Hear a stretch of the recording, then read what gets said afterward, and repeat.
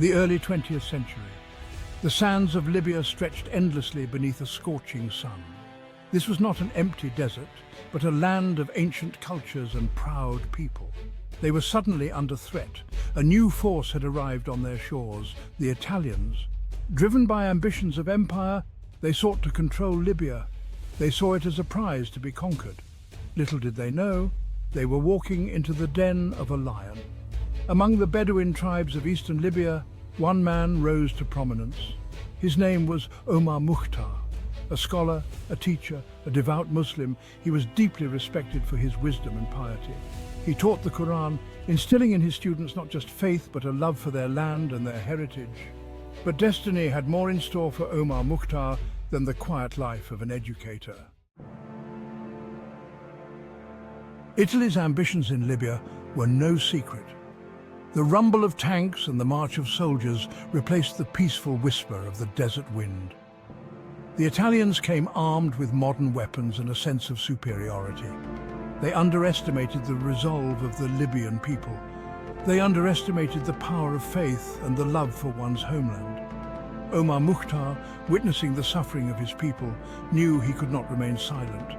He felt a call to action, a call that resonated deep within his soul.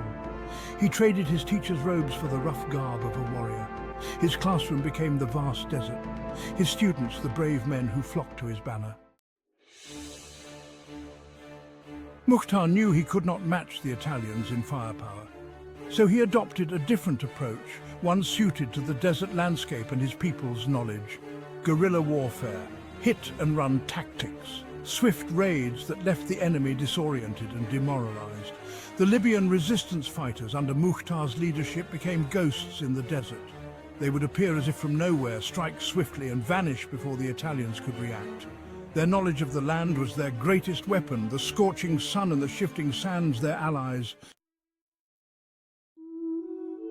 Mukhtar was more than just a military commander, he was an inspiration. His courage was infectious, his determination absolute. He shared his meager rations with his men, slept under the same unforgiving sky, and faced the same dangers. His age, over 50 when the struggle began, did not diminish his spirit. In fact, it earned him a title of respect, the Lion of the Desert. His leadership was not just about tactics and battles. He understood the importance of unity. He brought together the disparate Libyan tribes, uniting them under the banner of freedom.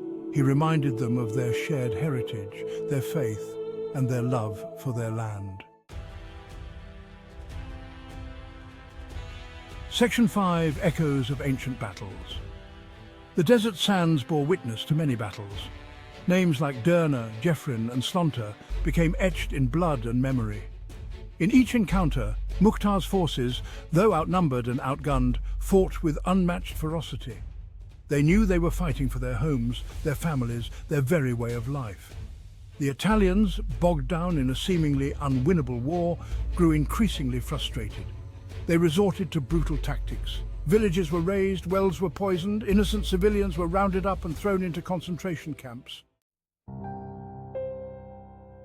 Section 6. Faith Forged in Struggle. Through the long years of struggle, Omar Mukhtar's faith never wavered.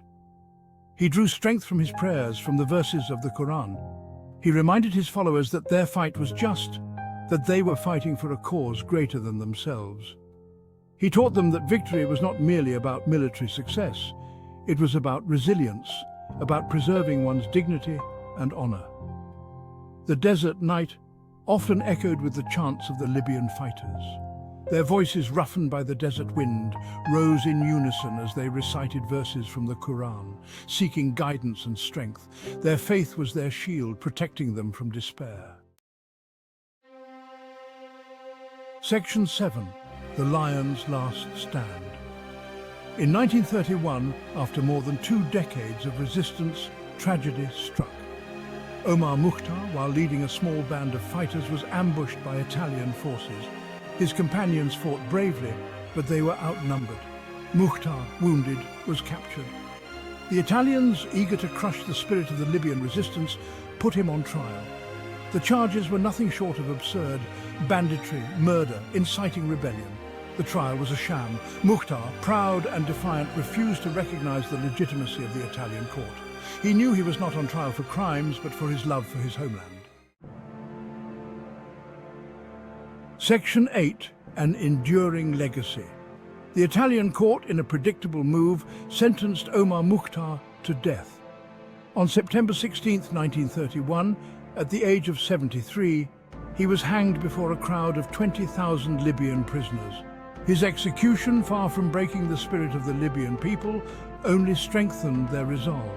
The lion of the desert might have been silenced, but his roar echoed across the sands of time. Omar Mukhtar became a symbol of resistance, not just in Libya, but across the Arab world.